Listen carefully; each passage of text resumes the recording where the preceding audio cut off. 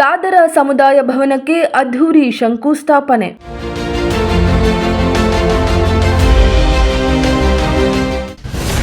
ಸಂಘಟಿತರಾದರೆ ಮಾತ್ರ ಸಮಾಜದ ಏಳಿಗೆ ಸಾಧ್ಯ.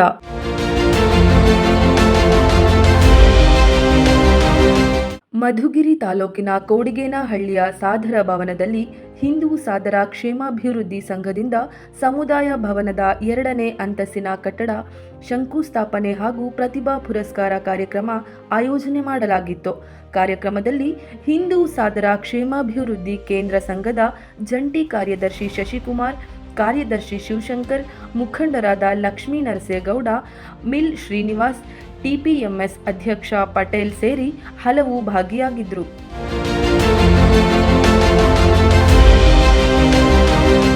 ಈ ವೇಳೆ ಮಾತನಾಡಿದ ಹಿಂದೂ ಸಾದರ ಕ್ಷೇಮಾಭಿವೃದ್ಧಿ ಕೇಂದ್ರ ಸಂಘದ ಅಧ್ಯಕ್ಷ ರವಿಕುಮಾರ್, ನಮ್ಮ ಸಮಾಜಕ್ಕೆ ಹೋಬಳಿ ಮಟ್ಟದಲ್ಲಿ ಸುಮಾರು 30 ರಿಂದ 40 ಸಾವಿರ ಬಾಡಿಗೆ ಬರುವ ಹಾಗೆ ಸಮಾಜದ ಮುಖಂಡರು ಶ್ರಮಿಸುತ್ತಿದ್ದು, ಇದು ರಾಜ್ಯಕ್ಕೆ ಮಾದರಿಯಾಗಿದೆ.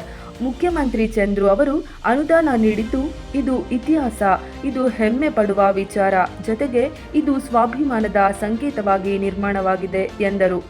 ತುಂಬಾ ಜನ ಇದ್ದೀರಾ, ಅದನ್ನ ತಗೊಂಡು ಮತ್ತೆ MLC ಅವ್ರನ್ನ ಪರಿಚಯ ಮಾಡಿಕೊಂಡು ಅವ್ರು ಏನು ವಸ್ತುಸ್ಥಿತಿ ಹೇಳ್ಬಿಟ್ಟು ಮೇಲ್ಗಡೆ ಒಂದು ಸ್ವಲ್ಪ ಗ್ರಾಂಟ್ ತಗೊಂಡು, ಯಾಕೆಂದ್ರೆ ಇಲ್ಲಿ ಹೋಬಳಿ ಮಾದರಿ ಹೋಬಳಿ, ಕರ್ನಾಟಕ ರಾಜ್ಯದಲ್ಲಿ ನಮ್ಮ ಸಮಾಜದಲ್ಲಿ ಇರ್ತಕ್ಕಂಥ ಯಾವ ಹೋಬಳಿನಲ್ಲೂ ಕೂಡ ಈ ಥರ ಕಟ್ಟಡ ಇವತ್ತಿನವರೆಗೂ ಆಗಿಲ್ಲ.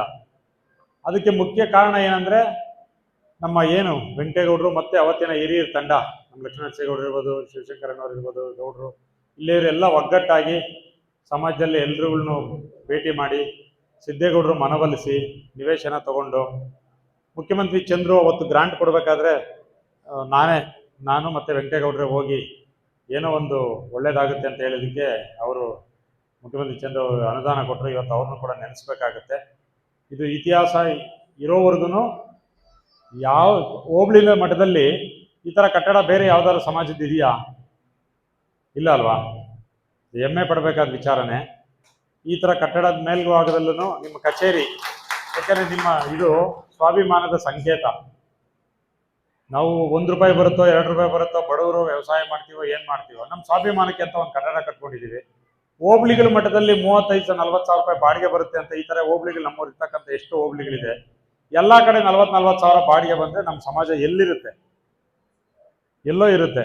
ಹಾಗಾಗಿ ಇದೊಂದು ಮಾದರಿ ಅಂತ ಹೇಳ್ತಾ ನಮ್ಗೆ ಭಾಳ ಸಂತೋಷ ಆಗುತ್ತೆ. ಇದ್ರ ಬಗ್ಗೆ ನಾವು ಸರ್ವ ಸದಸ್ಯರ ಸಭೆಯಲ್ಲಿ ಪ್ರಸ್ತಾಪನೆಯನ್ನು ಮಾಡಬೇಕು, ಬೇರೆಯವ್ರಿಗೂ ಮನವರಿಕೆ ಮಾಡಿ ಹೇಳ್ಬೇಕಾಗತ್ತೆ. ನಾವುಗಳು ಮೇಲ್ಭಾಗದಲ್ಲಿ ನೀವು ಬಂದರೆ ಕೂತ್ಕೊಳ್ಳೋದಕ್ಕೆ ಅಟ್ಲೀಸ್ಟ್ ಒಂದು ಆಫೀಸು, ಚೇರು, ಟೇಬಲ್ ಮಾಡ್ಕೊಳ್ಳೋದಕ್ಕೆ ನೀವು ಮಾಡಿ, ಎಲ್ಲ ಅನುಕೂಲಸ್ಥರಿದ್ದಾರೆ, ಎಲ್ಲರೂ ಸ್ವಲ್ಪ ಅನುಕೂಲವಾಗಿ ಇರ್ತಕ್ಕಂಥವ್ರನ್ನೆಲ್ಲ ಭೇಟಿ ಮಾಡಿ ನಮ್ಮ ಕೈಲಿ ಏನಾಗುತ್ತೋ ನಾವು ಕೂಡ.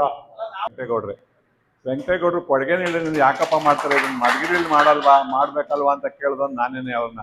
ಇಲ್ಲ, ಕೊಡಗೇನಹಳ್ಳಿ ನಮ್ಮ ಕಮ್ಮಿ ಜನ ಇದ್ದೀವಿ, ನಮಗೆ ಇಲ್ಲೊಂದು ಸಹಕಾರ ಬೇಕು, ಒಂದು ಕೂತ್ಕೊಳ್ಳೋಕೆ ಒಂದು ಆಫೀಸ್ ಬೇಕು ಅಂತ ಹಠ ಹಿಡಿದು ಈ ಸ್ಥಿತಿಗೆ ತಂದಂಥವರು ವೆಂಕಟೇಗೌಡರು. ಮಾನ್ಯ ಅಧ್ಯಕ್ಷರೇ, ವೇದಿಕೆ ಮೇಲೆ ಉಪಸ್ಥಿತರ್ತಕ್ಕಂಥ ಎಲ್ಲ ಗಣ್ಯರೇ, ಇಲ್ಲಿ ನೆರೆದಿರ್ತಕ್ಕಂಥ ಎಲ್ಲ ಮತ ಬಾಂಧವರೇ ಹಾಗೂ ನೀವೆಲ್ಲರೂ ಗಣ್ಯರೇ, ಯಾರೋ ಜನಸಾಮಾನ್ಯರು ಬಂದಿಲ್ಲ.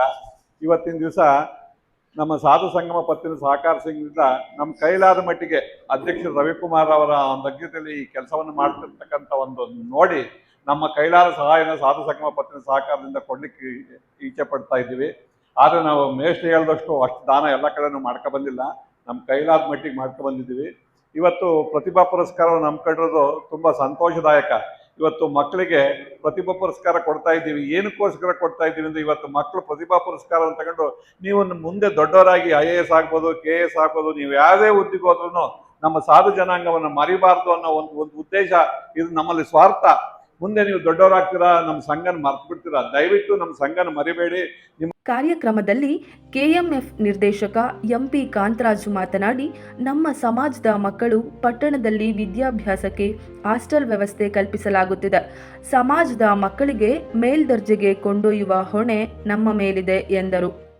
ಒಂದೇ ಒಂದು ಏನಂದ್ರೆ ನಾನು ಹೇಳ್ಕೊಳ್ಳೋದೇನೆಂದ್ರೆ, ಈಗ ಸಮಾಜಗಳಲ್ಲಿ ಅತಿ ಚಿಕ್ಕ ಸಮಾಜ ಅಂದ್ರೆ ಸಾಧನ ಸಮಾಜ. ಒಂದು 2-3 ಸಮಾಜದಲ್ಲಿ ನಮ್ದು ಒಂದು ಚಿಕ್ಕ ಸಮಾಜ, ಆದ್ರೆ ಸಾಧನೆ ಮಾತ್ರ ದೊಡ್ಡದು. ನಮ್ದು ಸಮಾಜ ಚಿಕ್ಕದಿರ್ಬೋದು, ಆದ್ರೆ ಸಾಧನೆ ಮಾತ್ರ ದೊಡ್ಡದು ನಮ್ದು. ಆದ್ರೆ ನಮ್ಮ ಜನಗಳೇನಂದ್ರೆ ಈಗ ಸುತ್ತಮುತ್ತ ಎಷ್ಟು ಗ್ರಾಮಗಳವೆ, ಈ ಒಂದು ಕಾರ್ಯಕ್ರಮಕ್ಕೆ ಈ ಮುಖಂಡರೆಲ್ಲ ಸೇರಿ ಮಾಡಿದಾಗ ಸ್ವಲ್ಪ ಉತ್ತೇಜನ ಕೊಡ್ಬೇಕು.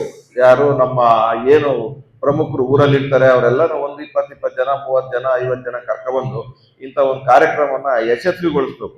ಅವಾಗಲೇ ಈ ಒಂದು ಕಾರ್ಯಕ್ರಮಕ್ಕೆ ಮೆರುಗು ಬರೋದು. ಯಾಕಂದ್ರೆ ಈ ಒಂದು ನಮ್ದು ಇವತ್ತು ಸಮಾಜ ಅತಿ ಎತ್ತರಕ್ಕೆ ಬೆಳೆದೈತಂದ್ರೆ ನಿಜವಾಗ್ಲೂ ಕೂಡ ಈ ಒಂದು ಸಮಾಜನ ಬೆಳೆಸಕ್ಕೆ ನಾನು ನೋಡ್ತಲೇ ಇರ್ತೀನಿ.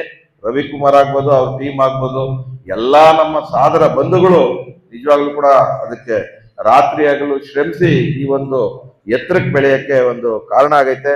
ಆದ್ರಿಂದ ದಯವಿಟ್ಟು ನಮ್ಮ ಜನಾಂಗ ಕೇಳೋದೇನಂದ್ರೆ, ನಾವು ಕಾರ್ಯಕ್ರಮ ಮಾಡಕ್ ಆಗದೆ ಇದ್ರು ಕೂಡ ಕಾರ್ಯಕ್ರಮ ಮಾಡೋರ್ಗೆ ನಾವೊಂದು ಸಪೋರ್ಟ್ ಮಾಡಿದಾಗ ಅವ್ರಿಗೆ ಇನ್ನೂ ಒಂದು ಹೆಚ್ಚಿನ ಒಂದು ಕಾಳಜಿ ಬರ್ತದೆ ಅಂತ ಹೇಳ್ತಾ, ಈ ಒಂದು ಕಾರ್ಯಕ್ರಮ ಚಿಕ್ಕದಾದ್ರೂ ಚಕ್ಕದಾದ್ರೂ ಇವತ್ತೊಂದು ನಮ್ಮ MLC ರಾಜೇಂದ್ರ ಅವ್ರು ಬರ್ಬೇಕಾಯ್ತು. ಏನೋ ಅವ್ರ ಕಾರಣಾಂತರದಿಂದ ಡೆಲ್ಲಿಗೆ ಹೋದ್ರು, ಹಂಗಾಗಿ ಬರಕ್ಕಾಗ್ಲಿಲ್ಲ. ಆದ್ರಿಂದ ಇವತ್ತೇನು ಈ ಒಂದು ಕಾರ್ಯಕ್ರಮ ಆಯೋಜನೆ ಮಾಡಿದಂತ ತಮ್ಮೆಲ್ಲರಿಗೂ ಹಾಗೂ ಏನ್ ಇವತ್ತು ಬಂದಿರೋಂತ ಮಕ್ಕಳು ಹಾಗೆ ನಮ್ಮ ಬಂಧುಗಳು ಏನ್ ಮುಂದೆ ಕೂತಿದ್ರ ನಿಮ್ಗೆಲ್ಲ ಹೊಂದಿಸ್ತಾ ಅನ್ನೋದು, ಎಲ್ಲರೂ ಈ ಒಂದು ಕಾರ್ಯಕ್ರಮ ಚೆನ್ನಾಗಾಗ್ಲಿ ಅಂತ ಅಪೇಕ್ಷೆ ಪಟ್ಟವ್ರೆ. ಆದ್ರಿಂದ ಈ ಒಂದು ಸಂದರ್ಭದಲ್ಲಿ ನನಗೆ ಮಾತನಾಡಲು ಅವಕಾಶ ಮಾಡಿಕೊಟ್ಟಿದ್ದಕ್ಕೆ ನಮ್ಗೆಲ್ಲರೂ ಹೊಂದಿಸ್ತಾ ಒಂದೆರಡು ಮಾತು ಮುಗಿಸ್ತಾ ಇದ್ದೀನಿ. ಜೈ ಹಿಂದ್, ಜೈ ಕರ್ನಾಟಕ. ತಾಲೂಕು ಅಧ್ಯಕ್ಷ ವೆಂಕೇಗೌಡ ಮಾತನಾಡಿ, ಕಡಿಮೆ ಜನಸಂಖ್ಯೆ ಹೊಂದಿರುವ ಸಮಾಜ ನಮ್ಮದಾಗಿದ್ದರೂ ಸಾಧನೆಯಲ್ಲಿ ದೊಡ್ಡದು.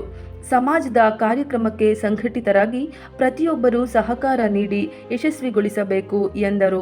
ನನ್ನ ದೃಷ್ಟಿಯಿಂದ ಶ್ರಮಪಟ್ಟು ನಮ್ಮ ಪದಾಧಿಕಾರಿಗಳ ಸಹಕಾರದಿಂದ ಈಗ ನಾವು ಕೂತ್ಕೊಳ್ಳೋದಕ್ಕೆ ಒಂದು ಜಾಗ ಮಾಡ್ಕೋಬೇಕು ಅಂತ ನಿಶ್ಚಯ ಮಾಡಿದ್ರಿಂದ ಸನ್ಮಾನ್ಯ ನಮ್ಮ ದೊಡ್ಡಮಲ್ಲೂರಿನ ಶ್ರೀಮತಿ ಗಂಗಮ್ಮ ಕೆ ಸಿದ್ದೇಗೌಡರವರ ಉದಾರವಾಗಿ ಒಂದು ನಿವೇಶನ ಹಾಗೂ ಒಂದು ನಿವೇಶನಕ್ಕೆ ಅಲ್ಪ ಕಾಣಿಕೆ ತೆಗೆದುಕೊಂಡು ರಿಜಿಸ್ಟರ್ ಮಾಡಿಕೊಟ್ಟು, ಅಂದಿನಿಂದ ಈವರೆಗೂ ನಾವು ನಮ್ಮ ಪದಾಧಿಕಾರಿಗಳು ಶ್ರಮಪಟ್ಟು ಈ ಒಂದು ಕಟ್ಟಡವನ್ನು ನಿರ್ಮಾಣ ಮಾಡಿದರು.